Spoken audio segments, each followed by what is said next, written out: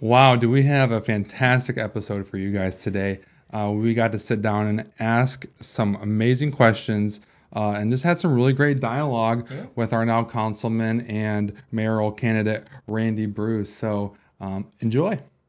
Hello, welcome back to the Local Loop. I'm your co-host, Deon DeGennaro, and I have... Trevor Medema, your other co-host here, joined by the one and only Randy Bruce. Welcome, Randy.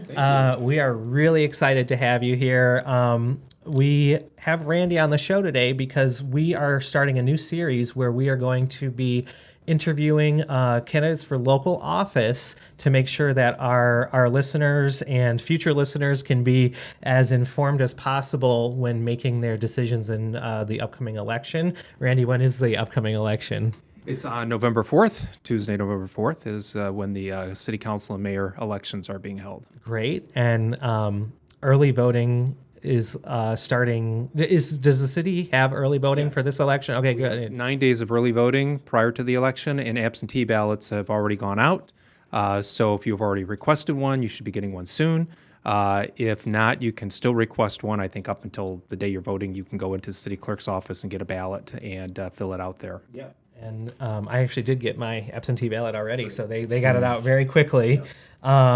So just to kind of go over how we're going to handle this, we are going to be trying to interview as many candidates as we can in the short amount of time that we have to do it. We're kind of getting started a little late here, especially because absentee ballots have already gone out.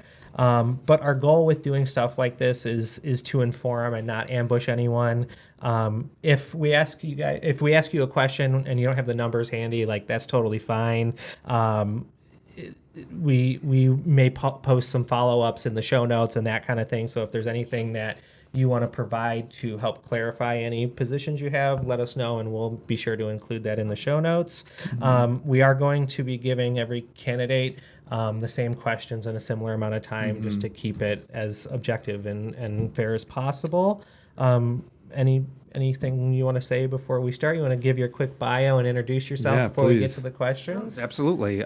Thank you for having me here on your show. I really appreciate the opportunity. I have been on city council now for 20 years. I've been a 40-year resident of the city of Farmington Hills. And during my 20 years on council, I've been mayor pro tem 4 different times. That's rotated amongst the council members for a year term. Prior to being on council, I was on the Zoning Board of Appeals for 8.5 years. So almost 30 years of experience here serving the city and the citizens in terms of a lot of different issues. Have had a lot of projects and ordinances and other things that I've been able to push through and get done here in the city that I think has really resulted in our city really being better, a better place to live and work and raise a family. And we want to keep that progress moving on. So I think it's a beautiful city, and I want to make sure that we remain one of the safest cities in the country here, which we are typically rated very high on. And we're always a very financially managed, well-managed city. So that's very important to make sure that we keep that progress going. Before we get into content, I want to just talk about voting in general, because I know that local elections can sometimes really have a low voter turnout. In Farmington, I know specifically it can be a real problem. So before we even get into questions, I really want to just stress, get out and vote, because especially when it comes to local, your voice matters. And I would say it's one of the few elections where your vote actually does count. Because it seems like, when you think of large, federal elections, it's not always the case. And it's quite the opposite with local elections. And do you know how many people came out to vote for local elections last term? I think it was over 16,000 people. Oh, wow. And I just want to you raise a very, very good point. No form of government touches your daily life more than local government does. I mean, when you think about what local government really does for the city, I mean, we pick up the garbage, we make sure when you call 911 that police and fire are there, we maintain the roads, we do the zoning ordinances in terms of how development is carried out here in the city. So really, there's not a day that probably local government doesn't touch your life in some way. Whereas, state and federal elections, they don't necessarily do that. So that's why I think it's so critical for people to get out and vote in local elections, but we don't typically have the turnout that the bigger elections have. But yeah, last time I think it was between 16 and 17,000 people voted out of a population of I was 84,000. going to say that's a little less than 20% turnout, which is low. So we're going to keep trying to work on that. Yeah, absolutely. So thank you for sharing a bit about yourself, and thank you, Trevor, for of course. for setting the tone on what matters, because this matters heavily to anyone in the city. You have a very large resume across the city and doing all of these things, and for our listeners, I want you to describe what you feel the role of the mayor is in the city, because there's obviously a lot of different positions. There's council, there's mayor pro tem, there's city manager, and the mayor has a very specific role in the bigger picture of how the city government functions. So what do you feel is the primary role of that mayor as far as like week to week function goes? Yeah. Great question. And I think there's a lot of misinformation out there about how the government actually works here. First off, we are a weak mayor, strong city manager form of government. And that means that the city council sets policy and then the city manager runs the day-to-day operations of the city. There's only 3 people that the city council hires and fires. One is the city manager, then the city clerk, and then the city attorney. Everybody else falls under the city manager, and by charter, we can't interfere in that. So we review the city manager once a year, just like we do the clerk and the city attorney. And if we have concerns, we bring it up then in terms of if we want to see something different or we're not happy with performance. But the city manager runs the day-to-day. Since it is a weak mayor form of government, the mayor is actually just another person on council. So there's 7 votes. The mayor is 1 vote. And so we all represent the same number of people in the city. We all represent 84,000 people. There are no wards or districts like there are in some other cities. So the mayor's main job is to run the meetings, to help set the agenda with the city clerk, city manager, and do ribbon cuttings and that type of thing. Represent the city. Right, represent the city as the figurehead, but they really have not really much more power than the other city council members do. The main role of, I think, the mayor, where it's important, is to really try to help move council towards something by building consensus, trying to get them to rally around certain things, ideas, principles, whatever, so that we have that kind of leadership that we get things done. If not, exactly, kind of a captain of the ship thing. But again, there's still 1 member of council, so they have 1 vote. City council can override the mayor, in that way, but the mayor can't override the city council because of that reason. So it's important to understand that distinction that, the mayor is not a strong mayor like other cities where it's a full-time job and they have staff working for them and so on and so forth. It's still a part-time position, just like council is. And but it really can, like any member on council, if you come up with ideas and you're able to get other people to support those ideas, then you can get things done. And it takes at least 4 votes to get anything past council. Right. What divides this? Like when you consider a weak mayor and a strong mayor, is it population? Is it a budget? Like what determines that? It's how this charter is set up for the city. Typically, is how it's done. So other cities, I think Livonia has a strong mayor. Detroit has a strong mayor. So there's no city manager there. It's a politically driven administration. And that has advantages and disadvantages. I really like the city manager form of government because the city manager isn't a political animal. It is somebody that takes that policy and carries it out. Whereas a mayor, a strong mayor, they're kind of in control of everything. And there's a lot of politics involved in that, as we see. So do you typically see that in the bigger cities where you get away from the city manager and more to the strong mayor form of government? In the smaller cities and that type of thing, or like townships where you have a township supervisor and you still have trustees there, it's kind of similar to the mayor and council form of government. It feels very similar to almost like a corporate board. Yeah. Yeah, in a way. That's right. It is. And then like an operations manager of a business kind of thing, general manager kind of thing of a business. So Yeah, very similar to that. So Livonia is somewhat unique in the sense of them being a smaller municipality with a strong mayor. Right. Yeah, they're a little bit bigger than us. We're 84,000. They're above 100,000. So I believe in terms of their population. Yeah, and right now, Farmington Hills is the second largest city in Oakland County. Troy's just a little bit bigger than us. They did overtake us. For a while, we were number one. I want to see us get that back. I think that's going to be very important. So we'll talk about that. yeah, for yeah, sure as we absolutely. get into Yeah, here. yeah. Trevor, you want to take the next one? Yeah, let's do it. So you mentioned being on city council for so long. Why mayor? Why now? Well, I think that right now we need good leadership on council. It's important for, as I said earlier, for the mayor to be able to communicate with council and to get along with council and to be able to get council to cooperate so that you can get ideas into play, so that you can push through different things. And I think that that is one of the main reasons why I'm running. Again, I think I have the experience after 20 years of being on council that this is a good time, considering all the challenges that we have kind of ahead of us. And I think it takes experienced leadership to be able to meet those challenges and to get the things done that we're going to have to do over the next 10 to 20 years. We need to set that up now so that we continue to have growth here in the city, we continue to have great neighborhoods, and we continue to be a destination for families and businesses because that's critical to our future sustainability. Absolutely. Perfect segue. You mentioned the city is going to have some challenges upcoming in the next couple of years. What are you think the three largest challenges the city has coming up, and why are you the most qualified to take care of those? Sure. Well, the number one challenge is how we develop, redevelopment. We're pretty much completely built out. I think it's 99.9% built out here in the city. So everything we do pretty much going forward is how we redevelop. And that goes to zoning and planning and the master plan, which we just completed a review of, or a complete redo of late last year. And it set us up with some opportunities for changing zoning because when you think about Farmington Hills, we don't have enough restaurants, we don't have enough entertainment districts, and it's modernizing that zoning so that we can attract those kinds of things to our city.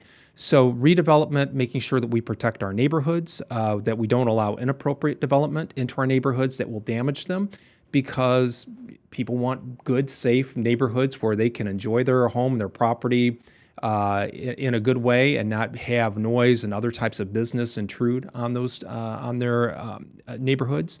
So, can you give an example of inappropriate development in your recent memory? One of the things is we have a development that I'm concerned about the density, the amount of density this development would introduce into an RA1 neighborhood. For a listener who might not know what an RA1 is, that's meant to be like single family homes. With large lots, a large lot, single family home, so many square feet per lot size. And there's RA1A, there's RA1, RA2, and it goes, then RC, and it gets more and more dense. Yeah. So we want to make sure things are compatible. So if we have a development that is intruding into that RA1 with a higher density and really lower density surrounds it, it kind of sticks out like a sore thumb. Right. And the people, when they bought their homes, if we were rezoning this, it's kind of like changing the rules of the game, right, which is, well, I didn't buy my property next up to an RC3. I bought next to an RA1, and I want it to stay that way because it's consistency. This is the type of environment I want to live in. Could affect my property values, et cetera. Okay. Absolutely. Yeah. So it's making sure that, because I've always, in my 20 years, have always run on protecting the residential character of our neighborhoods. Because if we don't do that, then we're sacrificing what makes us Farmington Hills. Right. We are a high-tech bedroom community, right, and so that's what is attractive to people wanting to live here. So we have to do everything we can to protect that consistency, and because people want to reinvest in their homes and their neighborhoods. That's what keeps the home values up, keeps the neighborhoods looking great. And if there's inappropriate development, they're going to be less motivated. The property values are going to decrease, right, and then we're getting ourselves into problems long term. Right. Makes sense. One more follow-up on the flip side of that.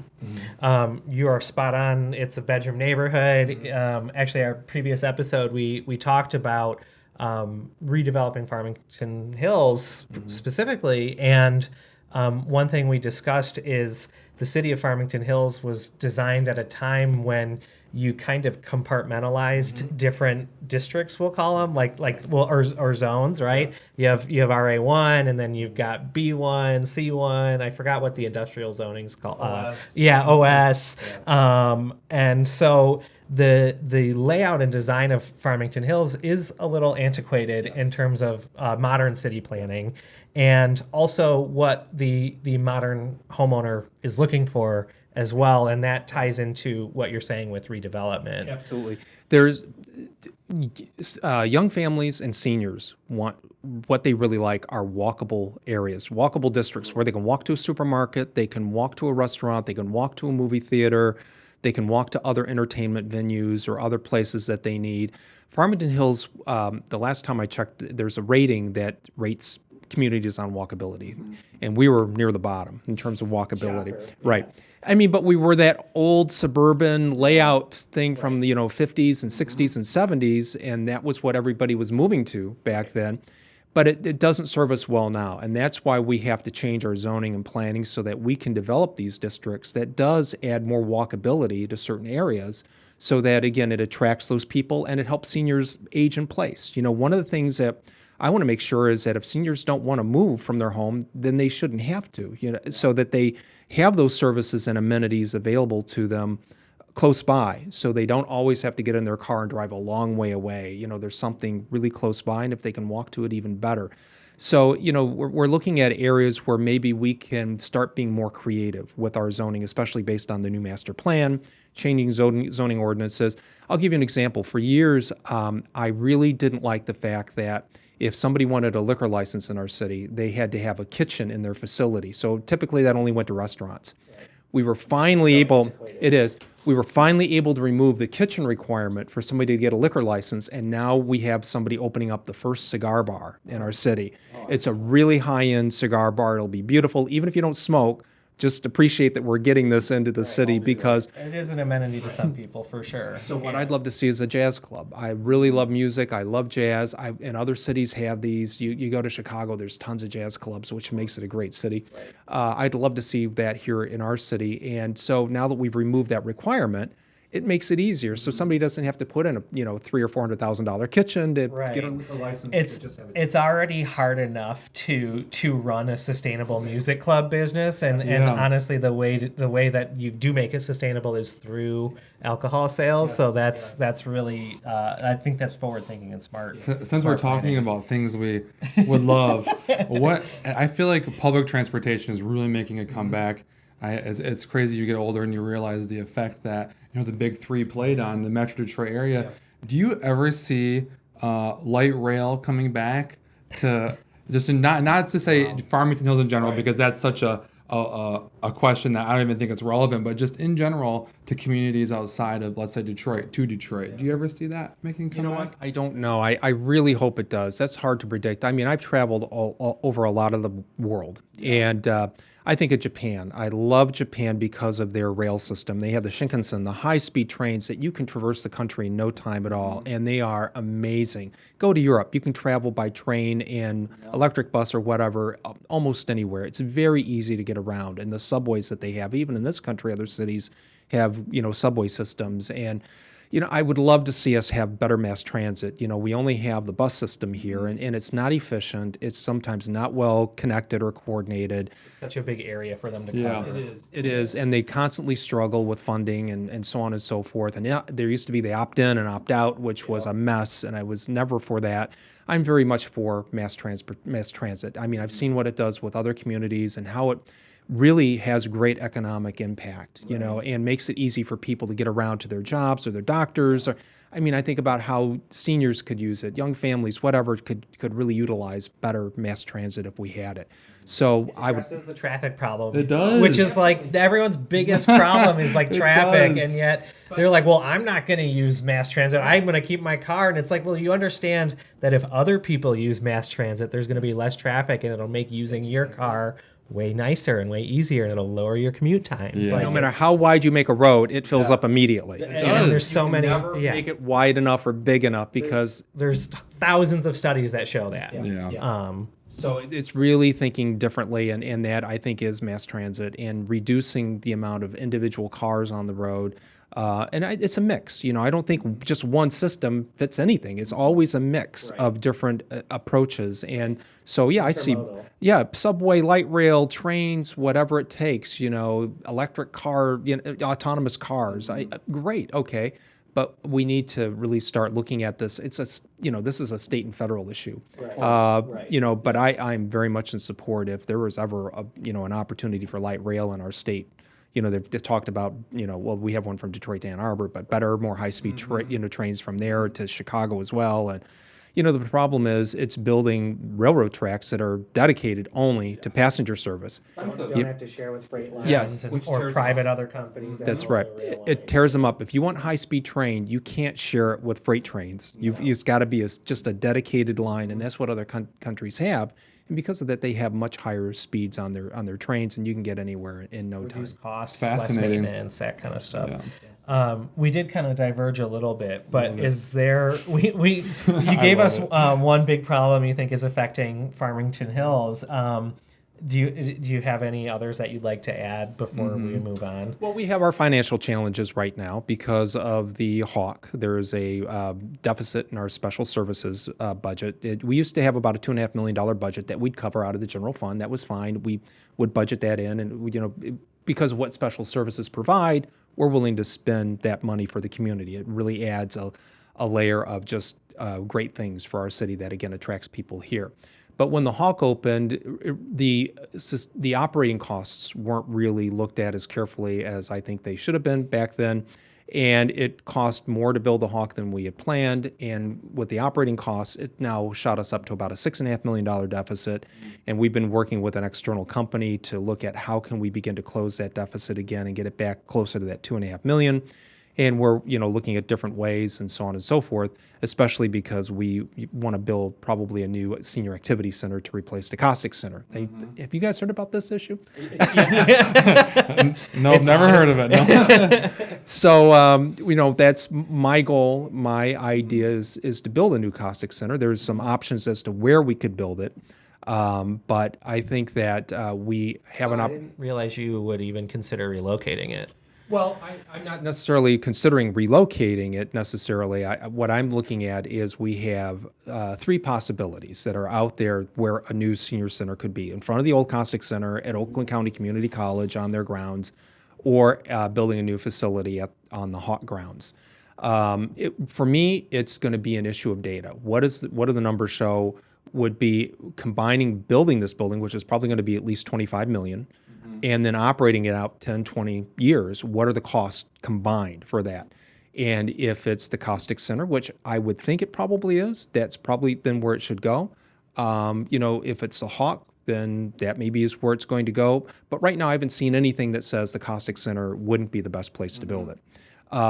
There is a lot of advantages to the Costick Center that I like. Looking at the numbers long term, would it be the Hawk? I don't know, given that there's some real problems there with the topography, having to build a new building because of the requirements for a pool and other facilities. And so I think the current Costick Center, the property in front of the old Costick Center would maybe make the most sense. But, you never say never, and you always have to look at the data because we have a fiduciary responsibility to all the taxpayers to do what's best in the long term for all of our citizens. And so that means evaluating the data, not jumping to a conclusion, and then seeing what the numbers suggest. Now, I'm not saying we let the numbers just be the sole decider. No, it's a balance.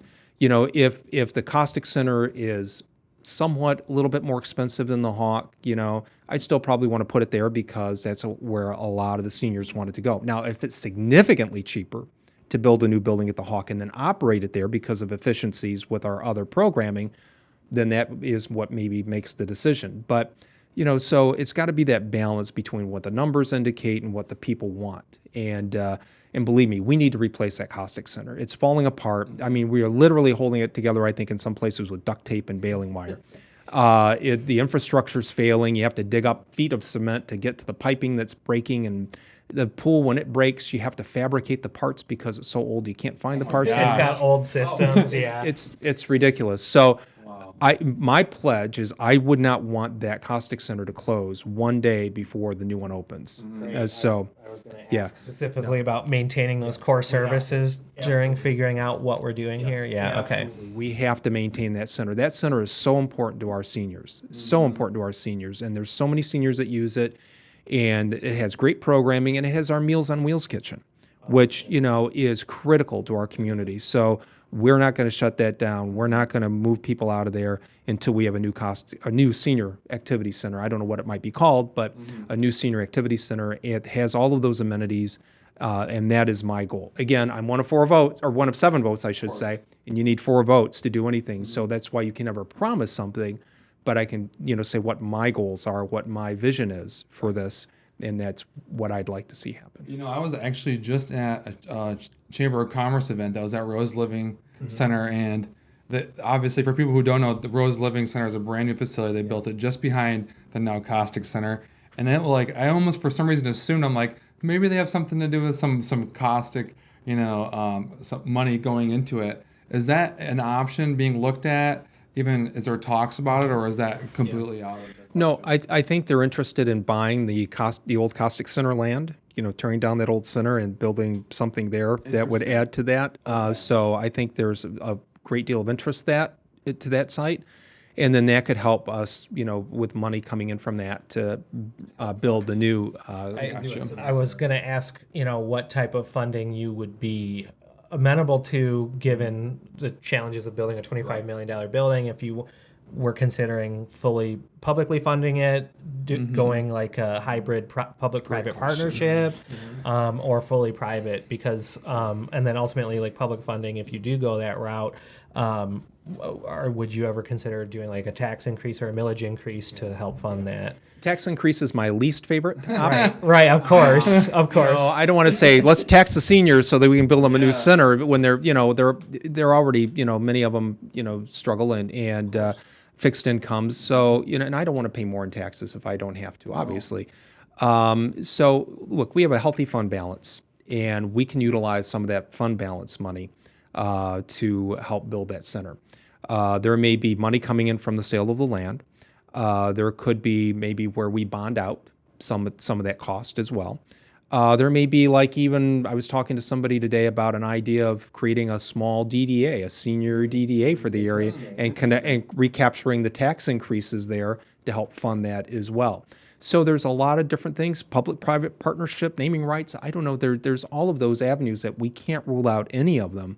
But the absolute last thing I want to do is raise taxes. But I think it's going to be, again, a combination of different factors here that helps us get this funded and get it built so that we can get this thing open. I would like to see it open in 2 years, get a building built and get it open within 2 years. And so, because, again, the current Costick Center just is just in such bad shape. And so we really need to get things moving and get this done. Since we're talking about taxes, go for it. Let's talk about it. So, obviously, everyone knows housing costs are on the rise.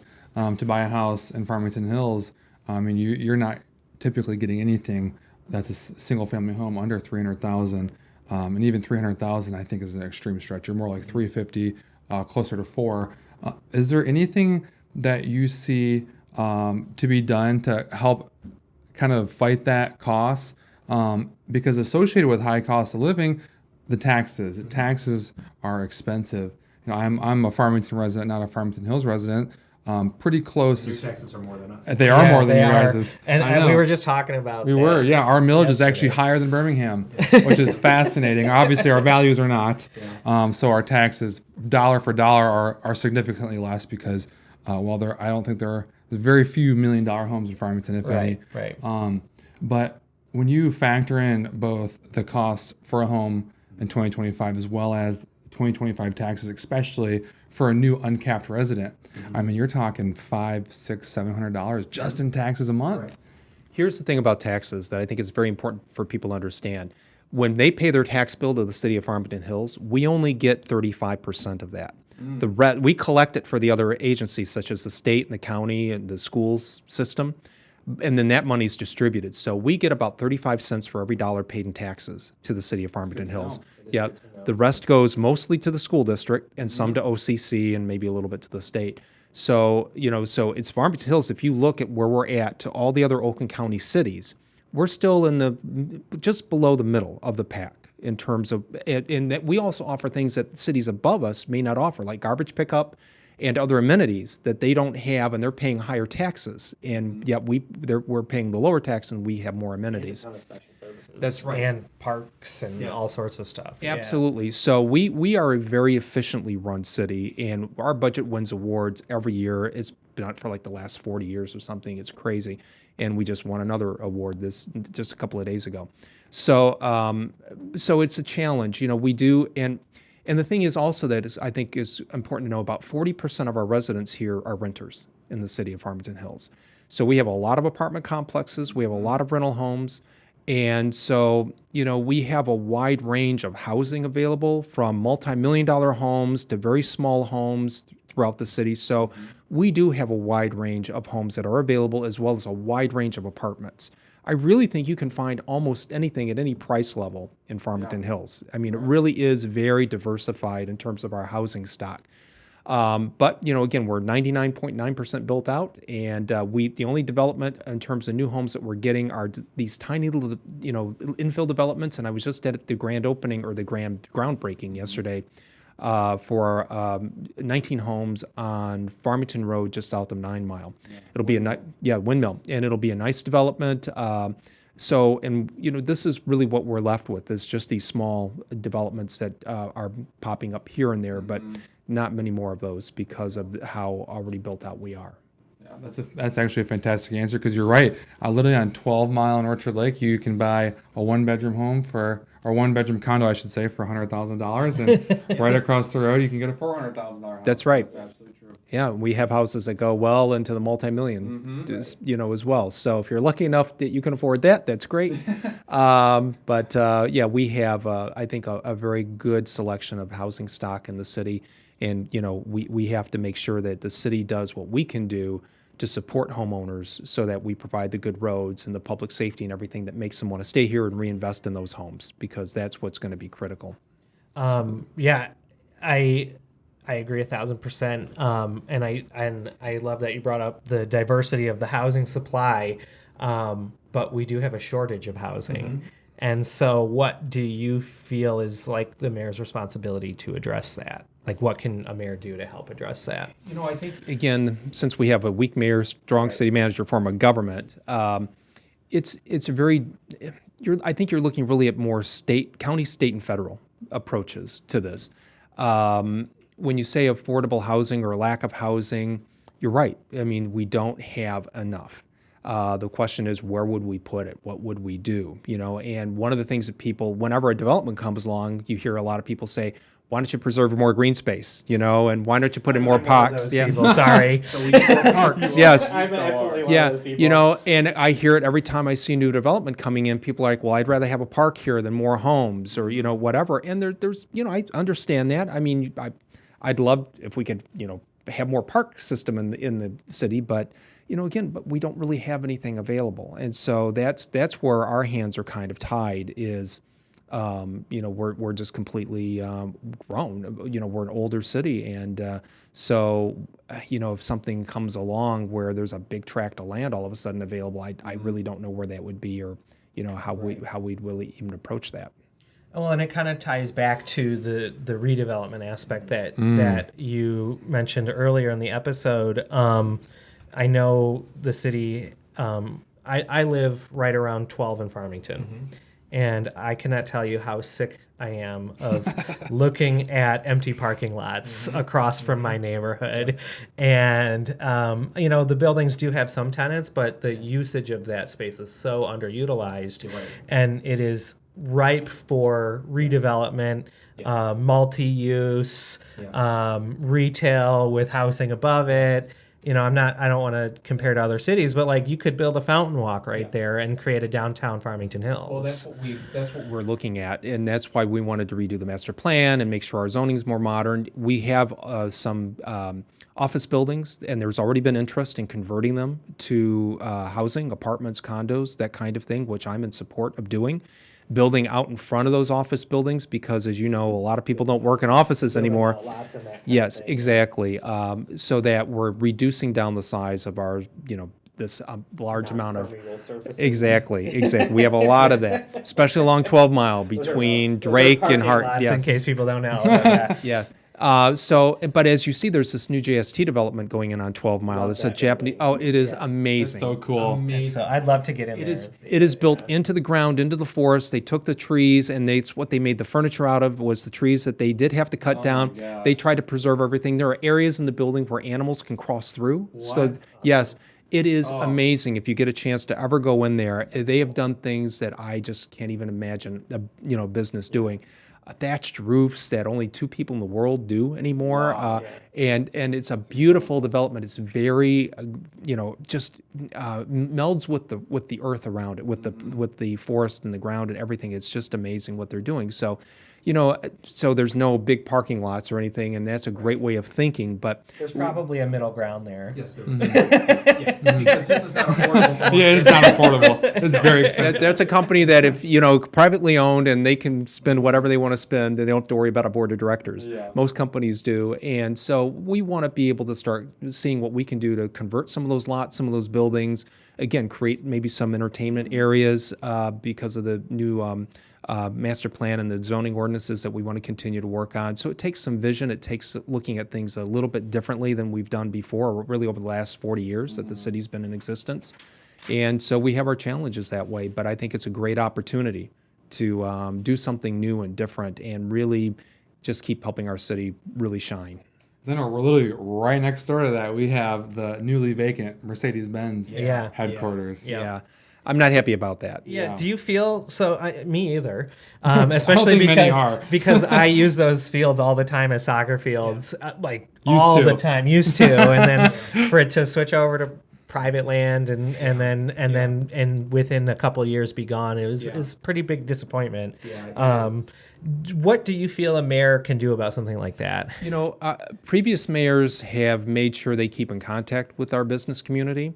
Working with our economic development coordinator, knocking on doors, keeping the lines of communication open. So if there are any concerns, we're not blindsided by something that we maybe have word in advance.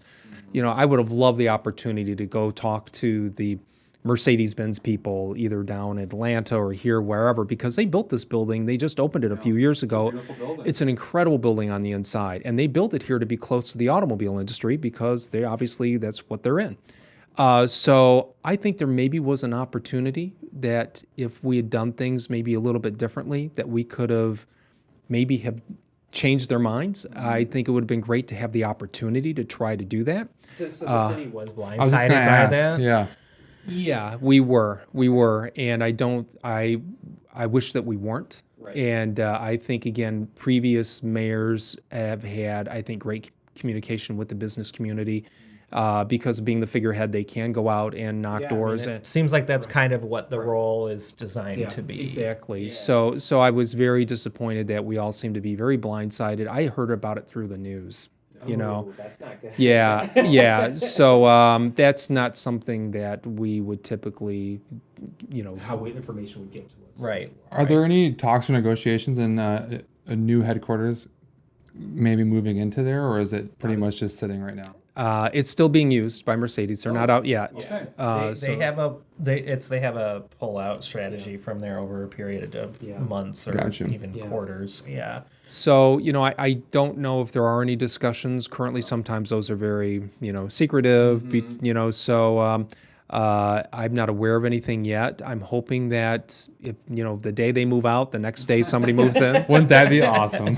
You're like, it's turnkey. Yes, ready. that's right. And it is amazing. It's a great building. And I don't think it'll hopefully be vacant long because of, it's obviously going to depend on the economy, where the economy's at when they're finally moved out.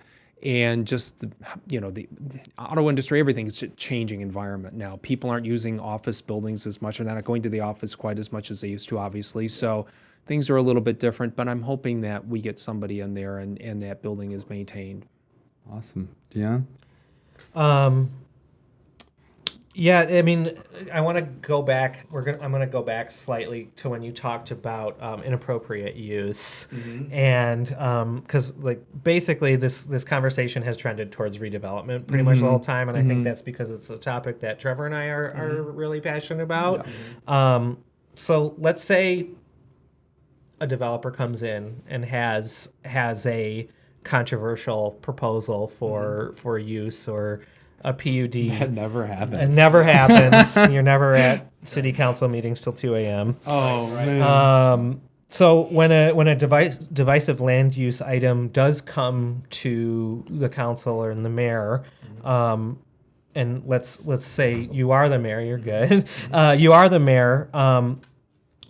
Give me what your decision playbook would be as the mayor, and how you come to conclusion on if you're going to support or deny this proposal. Do you consult people? Is there specific documents that you want to see? Is there specific data you're looking at? I know that type of information is going to really apply to the specific proposal, but if you can give us a general idea of what your decision-making process would be as mayor. I always start from the goal of creating a win-win situation. That is key for me, and I think that's why I've been able to get so much done, is because I want both sides to be able to come away with something that people feel good about. When a PUD or planned unit development comes before us, typically now that's a lot of what's happening. And those are going to be the more divisive proposals typically. Right, It ends up changing the underlying zoning. It goes through the planning commission, and I give a lot of weight to what the planning commission says. They're really the experts on land use and how things are developed, so I give that a lot of weight. Doesn't mean I always agree with them, but I give it a lot of weight. And then, so after it comes through them, it comes to us, and we typically have an initial hearing where we look at the PUD, what's kind of planned for it, but we're not looking necessarily at specific plans at that point. It's just to approve the PUD itself. And that's when all of council starts negotiating typically with the developer, and you can watch these hearings, and that's what we're doing on that meeting, is we're saying, well, here's our concerns. Can you do this? Can you eliminate this? Can you put this in? Can you expand the green space? Can you put in sidewalks? Can you not cut down so many trees, or whatever it may be? And we start trying to negotiate with them. And sometimes we table it so they can go back and change the plans and look at maybe reconfiguring something.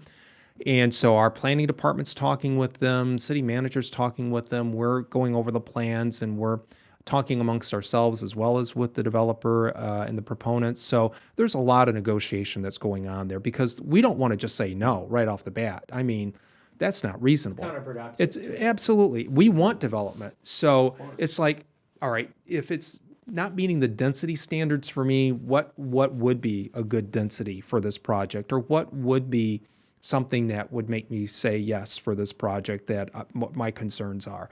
And that's why, again, we negotiate, and we try to do what we can to get to a point where we can get this development, unless it's something really inappropriate and it's just like, well, there's really no negotiating. But I don't know if I've ever seen anything like that. It's typically, sometimes it's very, very close, and it only takes a little bit of tweaking to make sure that what few concerns we have are done.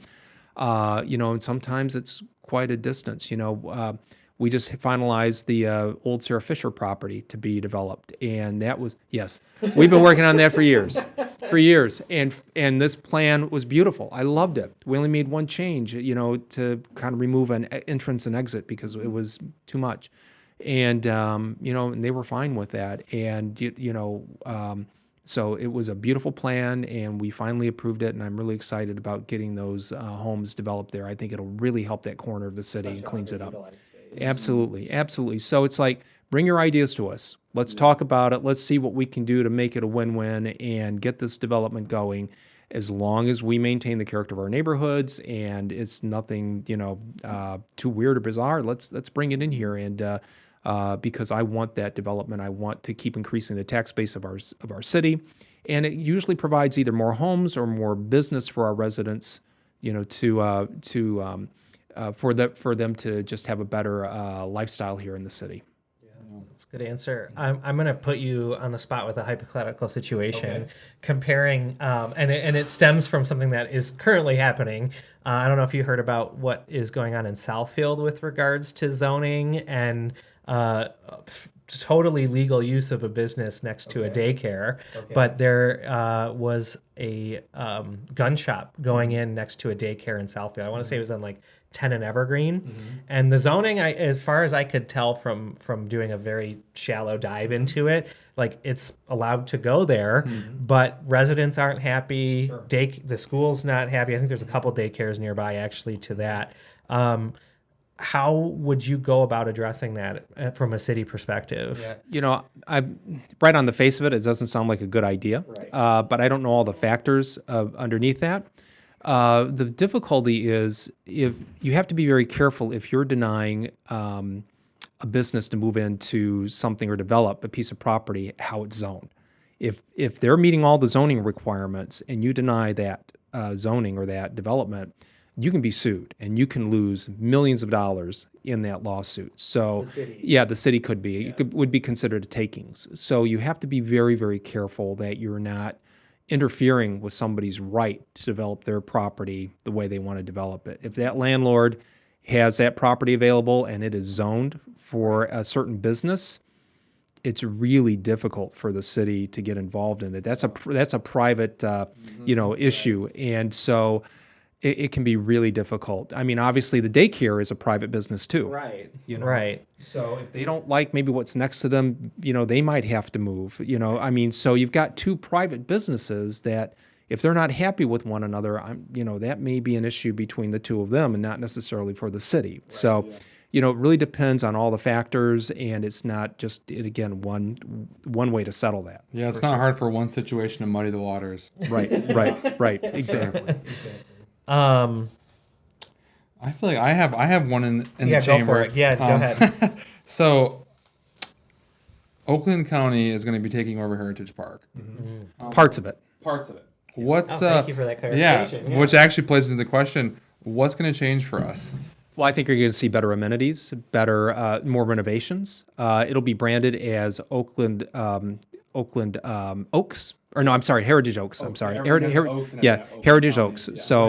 Yes, exactly. Now they don't have a park in this section of the county, so they are really interested in Heritage Park, which is a beautiful park. We're going to get an influx of $4 million from the county because of that millage that passed a year or two ago. Yeah, the last election. And so we're going to get $4 million in initially, and then about $1 million a year after that. And that'll help pay for renovations throughout the park, putting in a brand new splash pad because the other one is just kind of worn out.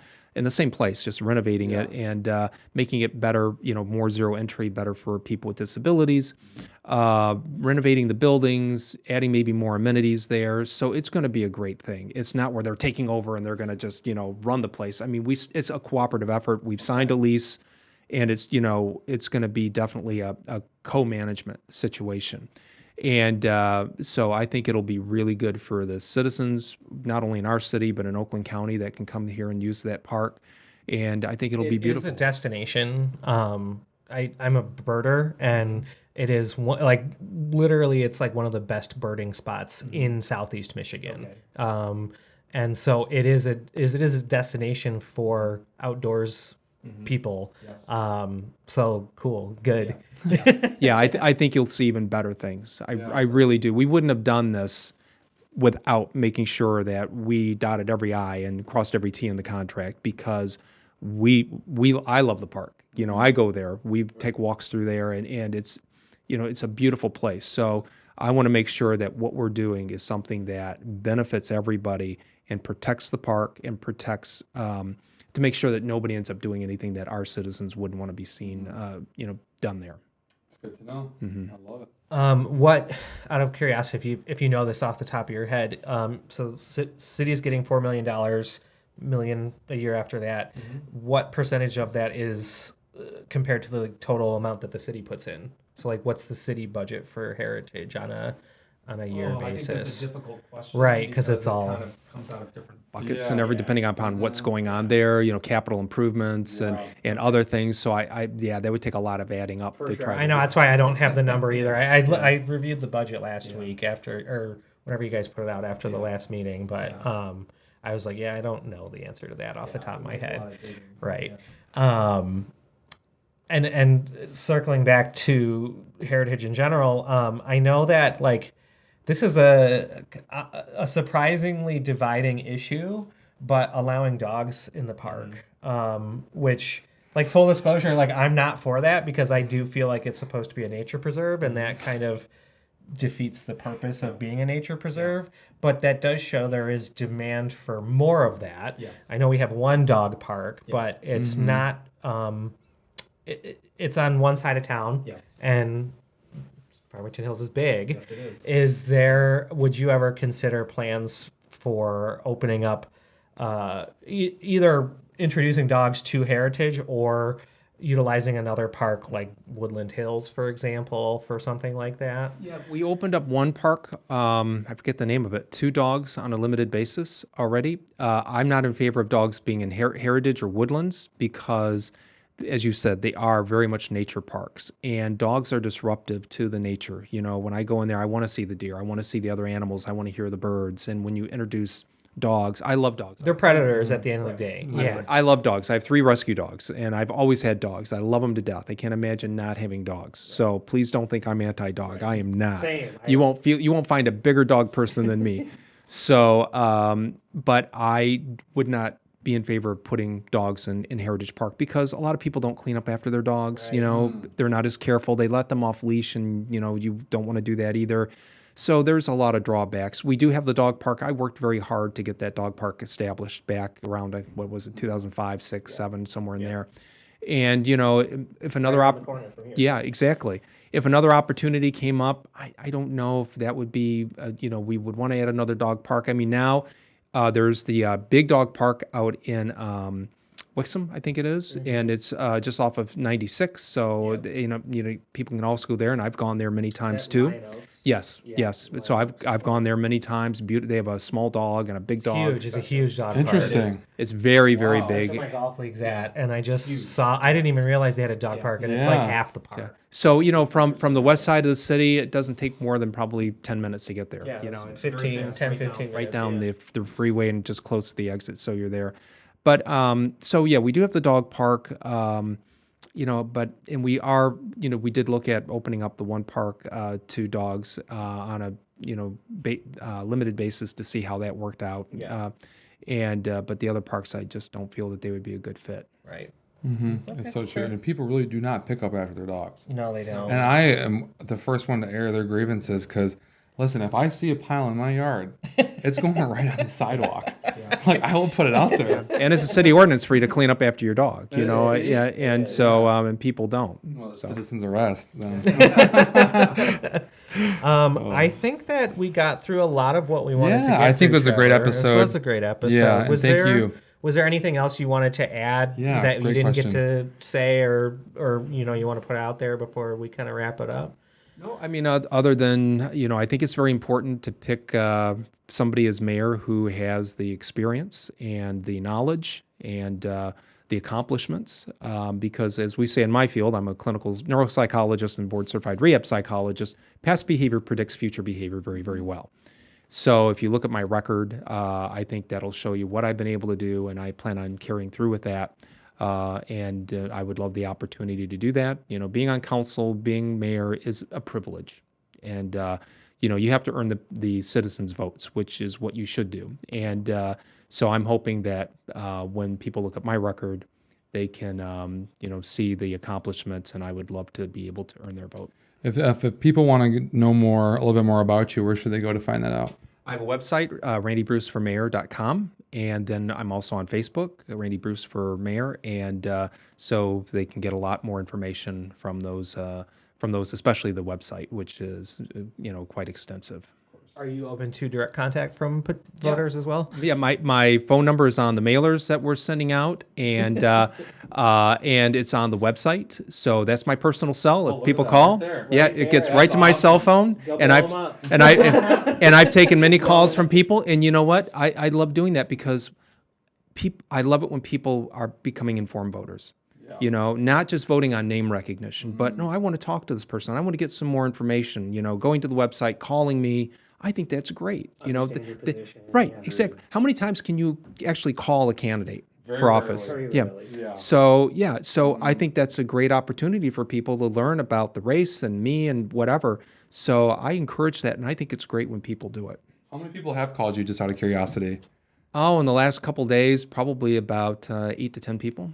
You know, it's That's pretty surprising good. for how many people complain. You'd think it would be a lot more, but it You really would. just goes to show sometimes people how they act and react. But but do you have anything else? No. All right. I Well, think thank you so much for your time. Really, we appreciate having you on the pod, and would love to have you back potentially in the future to talk about some psychology. Absolutely. Would love to do it. It's a lot of fun. So thank you for the opportunity. Absolutely. Well, thank you, everybody. And from one of your co-hosts, Trevor and Deon, your other co-host, have a great rest of your day.